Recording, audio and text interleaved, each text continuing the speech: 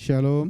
Kita masih berbicara pada saat ini mengenai hidup di dalam kasih di bagian yang ketiga. Oleh karenanya kita mau lihat kembali di dalam 1 Yohanes pasal 4 ayat 7 sampai 8. Saudara-saudaraku yang kekasih, marilah kita saling mengasihi, sebab kasih itu berasal dari Allah. Dan setiap orang yang mengasihi lahir dari Allah dan mengenal Allah. Barang siapa tidak mengasihi, ia tidak mengenal Allah, sebab Allah adalah kasih. Bapak Ibu perhatikan, di dalam ayat 7 dikatakan, setiap orang yang mengasihi lahir dari Allah dan mengenal Allah. Atau mungkin disederhanakan kalimatnya begini, orang kalau dia mau mengasihi, dia harus lahir dari Allah dan harus mengenal Allah. Sebab kalau mereka tidak mengenal Allah, dikatakan mereka tidak bisa mengasihi, mereka tidak memiliki kasih. Sebab Allah adalah kasih. Di bagian yang kelima ini, poin E-nya, dari keseluruhan yang kita pelajari, kita akan belajar tentang love as a value, atau kasih sebagai sebuah nilai dalam kehidupan kita. Nah, bagi orang dunia, atau artinya orang-orang di luar Tuhan, kasih seringkali dianggap hanya sebagai perasaan, sesuatu yang datang dan pergi sesuai dengan keadaan atau emosi seseorang. Jadi bagi orang dunia, kasih itu hanya sebatas perasaan yang datangnya sesuka hatinya. Kau datang dan pergi sesuka hatimu. Artinya begini, ketika perasaan dia senang, ketika dia merasa enjoy, ketika dia merasa dikasih orang, dia akan mengasihi. Itu bagi orang di luar Tuhan. Namun sebagai orang percaya, kita dipanggil untuk menjadikan kasih lebih dari sekedar emosi. Kasih harus menjadi nilai kehidupan yang dibudayakan. Perhatikan, nilai yang dibudayakan. Apa itu dibudayakan? Dibiasakan. Ingat, kita sudah belajar tentang nilai-nilai ini, saudara, bahwa kita perlu membudayakan sebuah nilai-nilai baru dalam kehidupan kita. Artinya membangun sebuah kebiasaan yang baru di dalam Tuhan. Nah, termasuk hidup di dalam kasih ini perlu kita budayakan, perlu kita biasakan, perlu kasih menjadi sebuah kebiasaan dalam kehidupan kita dan menuntun cara kita berpikir, berbicara dan bertindak. Next, Yesus tidak hanya mengajarkan kasih sebagai tindakan, tetapi sebagai standar hidup yang harus dipegang oleh setiap umatnya. Kalau hanya sebatas tindakan, itu temporer. Hari ini iya, besok bisa enggak. Tapi kalau sebagai standar, itu melekat di dalam diri kita. Oleh karena itu, kasih tidak boleh bersifat terbatas atau situasional, tetapi harus menjadi prinsip utama yang kita hidupi setiap hari. Untuk memastikan bahwa kasih benar-benar menjadi dasar kehidupan kita, Yesus memberikan perintah utama. Yesus berkata, kasihilah Tuhan Allahmu dengan segenap hatimu, segenap jiwa, segenap akal budi, dan dengan segenap kekuatanmu. Lalu dikatakan ada satu lagi hukum yang sama nilainya dengan itu, kasihi sesama manusia seperti dirimu sendiri. Yesus memberikan itu kepada kita untuk memastikan apakah kita hidup mengasihi seperti yang Tuhan mau. Next. Nah, untuk itu saudara, Yesus mengajarkan kepada kita melalui firman-Nya, ketika kita menerapkan kasih di dalam hidup kita, maka hal ini harus ada di hati kita. Love God, love people. Artinya mengasihi Allah, mengasihi manusia atau sesama kita. Di dalam firman Tuhan berkata, kalau kamu berkata bahwa engkau mengasihi Allah, engkau juga harus mengasihi sesamamu. Barang siapa berkata aku mengasihi Allah tapi dia membenci sesamanya, firman Tuhan berkata dia adalah pembohong. Ini prinsipnya. Love God, love people harus menjadi nilai utama yang menjadi dasar dari setiap aspek kehidupan kita. Artinya pemahaman ini harus menjadi sesuatu yang menguasai pemikiran dan hati kita. Supaya apa? Ini dia. Supaya itu menjadi dasar dari setiap aspek kehidupan kita. Yang berarti bahwa segala sesuatu yang kita pikirkan, yang kita katakan, dan yang kita lakukan harus selalu diuji dan diukur berdasarkan nilai kasih.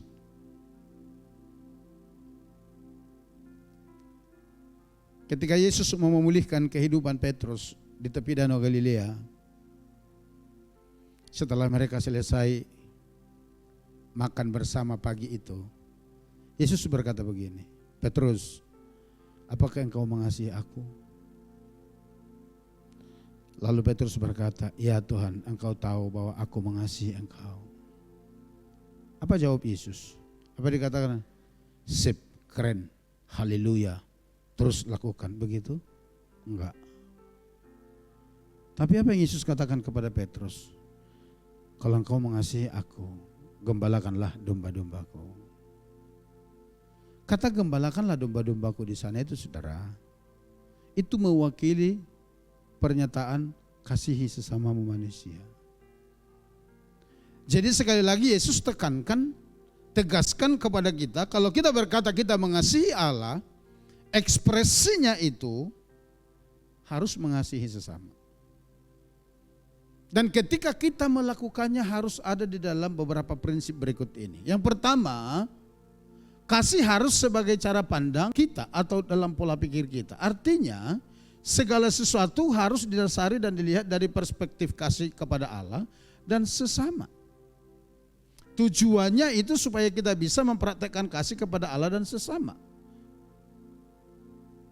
Jadi kasih itu harus menguasai cara pandang kita, menguasai pola pikir kita, menguasai mindset kita. Sebab kalau enggak, kita enggak bisa mempraktekkan kasih. Nah, untuk mempraktekkan gaya hidup yang didasari pada kasih, kita harus berubah di dalam pola pikir atau cara berpikir kita. Kenapa demikian? Firman Tuhan berkata begini, sebab mereka yang hidup menurut daging memikirkan hal-hal yang dari daging. Mereka yang hidup menurut daging, atau terjemahan lainnya berkata demikian, kalau disederhanakan, mereka yang hidupnya kedagingan, mereka yang tindakannya tindakan kedagingan, karena mereka memikirkan hal-hal yang kedagingan. Atau pikiran mereka itu sudah terlebih dahulu dipenuhi oleh pikiran-pikiran kedagingan. Sehingga tindakan mereka mengikuti apa yang di pikiran mereka. Tapi dikatakan begini juga, mereka yang hidup menurut roh, memikirkan hal-hal yang dari roh. Atau kalau disederhanakan begini, orang-orang yang hidup bertindak dengan rohani itu karena mereka mengisi pikirannya dengan hal rohani.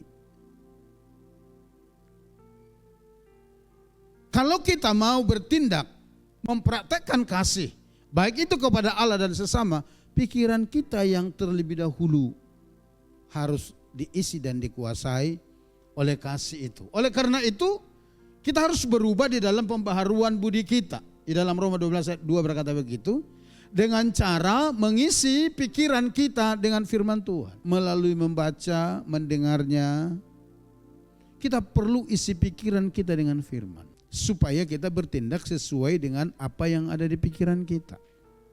Contohnya begini, kita lihat berikutnya. Misalnya firman ini, barang siapa tidak mengasihi, ia tidak mengenal Allah. Kalau ini ada di pikiran kita dan kita sudah belajar tentang mengenal Allah, ini berbicara mengenai hubungan, ya tentu kita akan berpikir bagaimana cara membangun hubungan kita kepada Tuhan supaya pikiran kita dipenuhi kasih.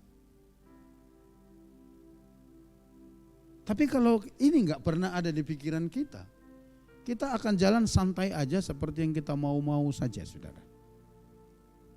Atau yang kedua ini, ayat 10-nya berkata, inilah kasih itu. Bukan kita yang telah mengasihi Allah, tetapi Allah yang telah mengasihi kita dan yang telah mengutus anaknya sebagai pendamaian bagi dosa-dosa kita. Kalau kita mengerti firman ini, atau kalau firman ini ada di pikiran kita dan menguasai pikiran hati kita, tidak ada alasan bagi kita untuk tidak mengasihi. Karena apa? Kita diberitahu bahwa Allah yang lebih dahulu mengasihi kita. Sehingga tidak ada alasan bagi kita untuk berkata, oh aku nggak bisa mengasihi. Keputusan yang kita buat Tujuan hidup dan cara kita menjalani kehidupan harus selalu didasarkan pada apakah itu menyenangkan Allah dan membawa kebaikan bagi sesama. Kita harus pikirkan ini. Itu harus ada di dalam pikiran dan hati kita. Ketika kita membuat sebuah keputusan, ketika kita menentukan tujuan hidup kita, atau cara kita menjalani kehidupan ini, kita harus berpikir apakah itu tindakan mengasihi Tuhan dan juga sesama. Nah, kita diberikan di sini sebagai pertanyaan bantuan untuk kita renungkan, untuk cross check terus dalam diri kita, yaitu apakah cara kita berpikir mencerminkan kasih kepada Tuhan dan orang lain? Coba saudara mulai dari sini. Coba kita mulai dari sini. Setiap kali saudara memikirkan sesuatu, merancangkan sesuatu, apakah itu hubungannya dengan Tuhan atau juga dengan sesama termasuk pekerjaan Tuhan, coba saudara pikirkan. Apakah itu didasarkan pada kasih karena kita mengasihi Tuhan dan juga sesama. Yang kedua, sebagai standar dalam kita berinteraksi, yaitu melalui kata-kata. Kata-kata kita harus menjadi alat kasih yang bisa mengikat dan mendatangkan kasih karunia. Efesus 4:29 berkata, janganlah ada perkataan kotor keluar dari mulutmu, tetapi pakailah perkataan yang baik untuk membangun di mana perlu, supaya mereka yang mendengarnya beroleh kasih karunia. Janganlah ada perkataan kotor, artinya kata-kata yang sia-sia, kata-kata yang mematikan iman orang. Jangan sampai itu keluar dari mulut kita. Kata-kata yang mematahkan semangat orang. Jangan sampai itu keluar dari mulut kita. Kata-kata yang membunuh iman orang. Tapi Tuhan mau ketika kita berbicara, berkata-kata, perkataan kita itu membawa orang kembali kepada Tuhan. Menggiring orang-orang berbalik kepada Tuhan. Kenapa? Karena orang hanya bisa mengalami pemulihan ketika mereka berbalik kepada Tuhan. Jadi jangan terjebak dengan perasaan-perasaan. Next. Di dalam Kolose pasal 3:14 dikatakan, dan di atas semuanya itu kenakanlah kasih sebagai pengikat yang mempersatukan dan menyempurnakan. Pergunakan kasih. Di sini dipakai dengan kata sebagai pengikat dari teks asli berbahasa Yunani itu. Itu digambarkan seperti benang yang dipakai untuk merajut. Saudara kenal pukat ya? Pernah lihat pukat? Pernah pukatnya sobek? Bagaimana cara memperbaikinya? Ambil benang, dijahit, dirajut lagi kan? Nah itu loh maksudnya. Dikatakan kenakan kasih sebagai pengikat atau sebagai pemersatu atau sebagai sesuatu yang bisa memperbaiki yang rusak. Dan hanya kasih yang dapat melakukan itu. Dan Tuhan katakan, kau harus pergunakan itu melalui perkataanmu. Nah, sebagai pertanyaan bantuan menolong kita untuk merenungkannya, coba renungkan apakah perkataan kita mencerminkan kasih kepada Allah dan sesama? Apakah kata-kata kita penuh dengan pengampunan, penghiburan dan kebenaran? Cobalah renungkan itu. Ketika kita berbicara, ketika kita mengungkapkan sesuatu, apakah itu benar-benar membicarakan tentang kebenaran, pengampunan, kasih kepada Allah dan kepada sesama? Kalau enggak, saudara, ayo mulai sekarang kita membangunnya lagi. Sebab kalau tidak, kita tidak akan bisa berdampak. Yang ketiga, kasih harus sebagai dasar dari tindakan kita. Artinya begini, setiap kali kita mau melakukan sesuatu, hal itu harus didasarkan pada kasih. Firman Tuhan berkata begini, lakukanlah segala pekerjaanmu dalam kasih. 1 Korintus 16:14. Lakukan segala pekerjaanmu dalam kasih. Bagaimana itu? Apa maksudnya? Melakukan segala pekerjaan kita dalam kasih. Artinya lakukan dengan ketulusan hati, seperti untuk Tuhan bukan untuk manusia. Karena dalam Kolose pasal 3 ayat 23 itu dikatakan, apapun juga yang kamu perbuat, perbuatlah dengan segenap hatimu seperti untuk Tuhan dan bukan untuk manusia. Jadi setiap kali kita mau melakukan segala sesuatu, coba tanamkan dalam hati kita bahwa kita melakukan itu karena kita mengasihi Tuhan. Kalau kita, saudaraku, mendasarkannya itu karena kasih, itu yang membuat nanti pekerjaan kita itu maksimal. Itu yang membuat nanti pelayanan kita itu maksimal. Karena apa? Kita melakukannya untuk Tuhan, bukan untuk manusia. Kalau kita melakukannya untuk Tuhan karena kita mengasihi Tuhan, apalagi kita disadarkan bahwa kita banyak hutang kepada Tuhan, kita ada sampai saat ini karena Tuhan, maka saya percaya setiap kita akan mempersembahkan yang terbaik dan semaksimal mungkin untuk Tuhan. Dan tidak ada sungut-sungut di sana. Tidak ada sungut-sungut, tidak ada perhitungan. Tidak ada perhitungan waktu, tidak ada perhitungan tenaga, tidak ada perhitungan materi. Kita tidak akan berkata, saya sudah mati-matian, saya sudah habis ini dan itu. Kok saya masih begini? Enggak ada yang begitu. Karena apa? Kita sadar bahwa Allah terlebih dahulu mengasihi kita. Amin, saudara. Segala sesuatu yang kita lakukan itu tindakan dalam rangka membalas kebaikan Tuhan yang kita terima. Sebagai pertanyaan bantuannya, apakah tindakan kita mencerminkan kasih kepada Tuhan? Artinya ketika kita melakukan sesuatu itu, apakah kita lakukan itu dalam rangka kita mengasihi Tuhan? Apa yang bisa saya beri? Untuk siapa? Untuk Tuhan tentunya. Karena Dia yang terlebih dahulu berkorban untuk kita. Amin. Jadi cobalah berpikir, kira-kira apa yang bisa kita kasih untuk Tuhan untuk membalas segala kebaikannya? Enggak ada, saudara. Kalau diukur enggak ada. Dan hanya orang yang menyadari itu yang benar-benar akan tulus melakukan dan memberikan sesuatu untuk Tuhan. Apakah itu membawa berkat bagi orang lain? Apakah kita melayani dengan hati yang tulus atau hanya mencari keuntungan pribadi? Saudara boleh melayani, saya boleh melayani, kita boleh melayani, tapi kalau kita tidak melakukannya di dalam kasih, itu tidak akan memiliki dampak apa-apa. Saya mau beritahu, tidak akan memiliki dampak apa-apa, baik terhadap Tuhan, baik juga bagi sesama, termasuk untuk diri kita sendiri, tidak akan membawa dampak apa-apa. Kita tidak akan pernah mengalami perubahan. Oleh karena apa? Dasarnya bukan kasih, dasarnya bukan firman.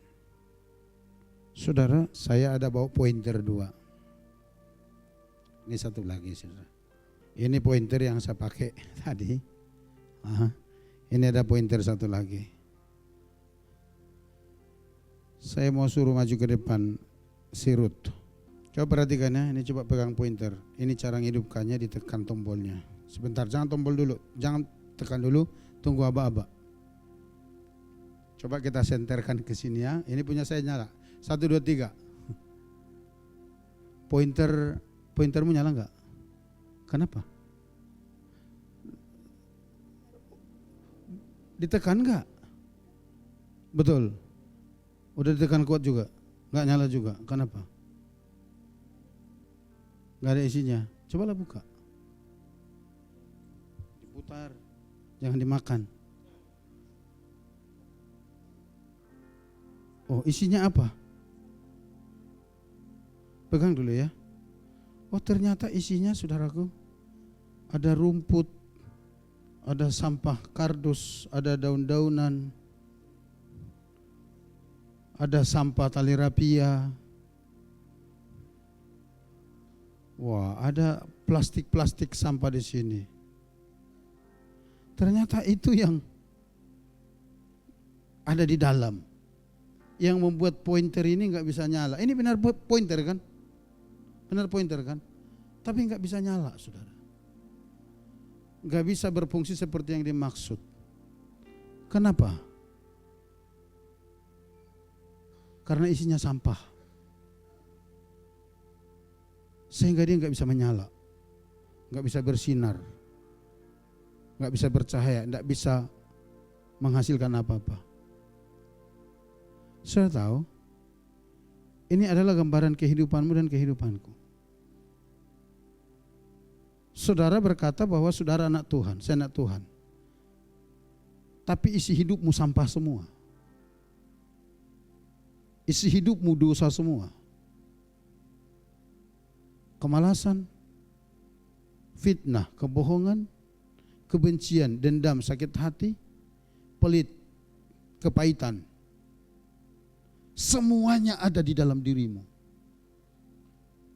Yang membuat engkau enggak bisa menyala. Membuat kita enggak bisa bersinar. Sekalipun dari luar dia kelihatan sangat baik.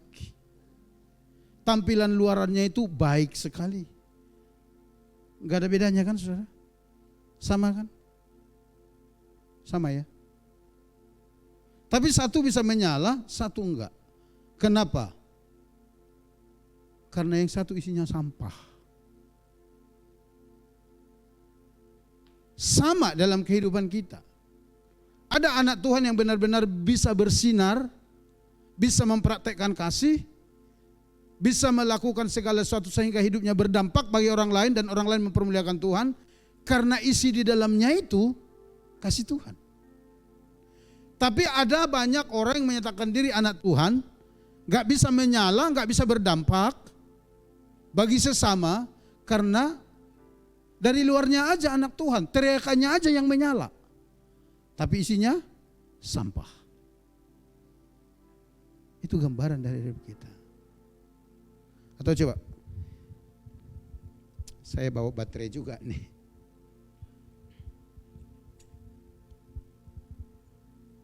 Kita isi baterai saudara ya. Nih, kita isi baterai ke dalamnya. Benar enggak dia bisa menyala? Jangan-jangan pointernya rusak. Coba, jangan tekan dulu, kita sama-sama. Ayo, 1, 2, 3, ya.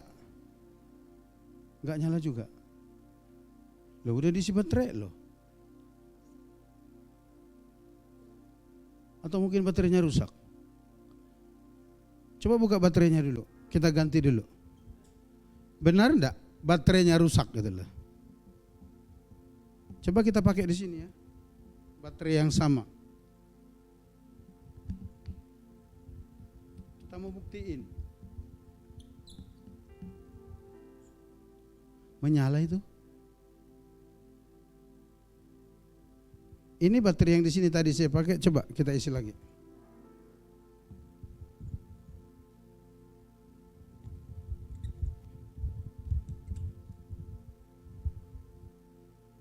Tunggu saya. Ayo 1, 2, 3 ya. Tetap enggak nyala saudara. Persoalannya di mana? Pointernya rusak. Apa iya? Benar enggak? Belum tentu.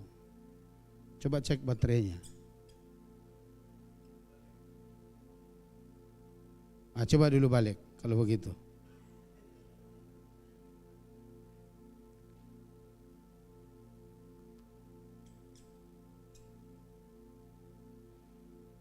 Ayo 1, 2, 3.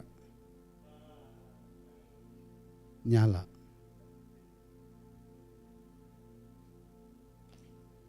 Makasih Ruth, silakan duduk. Pesan apa yang kita dapat dari situ? Baterai itu bagaikan firman di dalam diri kita. Saudara tahu firman, di dalam dirimu ada firman, tapi waktu melakukannya saudara sungsang. Saudara atur firman sesuai seleramu, saudara tetap tidak menyala. Ada baterai di dalamnya, tapi ketika dipasang terbalik, tidak sesuai dengan petunjuknya, tetap enggak menyala. Sama, ada firman di dalam hidupmu, saudara tahu banyak firman, tetapi engkau tidak melakukan seperti yang Tuhan mau, saudara tetap tidak bisa menyala. Sederhana sekali. Sederhana sekali. Karena sekali lagi ketika kita berbicara tentang kasih dan melakukan firman, itu bukan kita, tapi adalah Allah yang kita izinkan bekerja di dalam diri kita melalui persekutuan kita kepadanya dan melakukannya seperti yang Tuhan katakan. Tapi ketika ada firman di dalam hidupmu, dalam hidupku, dan kita melakukannya sesuai dengan petunjuk Tuhan, saya mau katakan, saudara bisa bersinar, bahkan bisa tembusannya ini, saya pilih ini 500 meter ini. Jaraknya ini bisa menembus sampai 500 meter. Kalau sesuai dengan petunjuknya pemakaiannya, sehingga dampaknya luar biasa.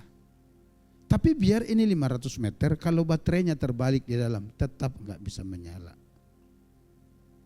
Sudah paham betapa pentingnya kasih Tuhan ada di dalam hati kita, menguasai hati pikiran kita, firman-Nya menguasai hati pikiran kita, firman-Nya yang menjadi petunjuk hidup kita. Dan ketika kita melakukannya, kita akan menyala bersama dengan Tuhan. Amin. Dan ketika saudara menyala bersama dengan Tuhan, saya mau katakan, Bapa dipermuliakan, hidupmu pasti diberkati. Kita datang kepada Tuhan.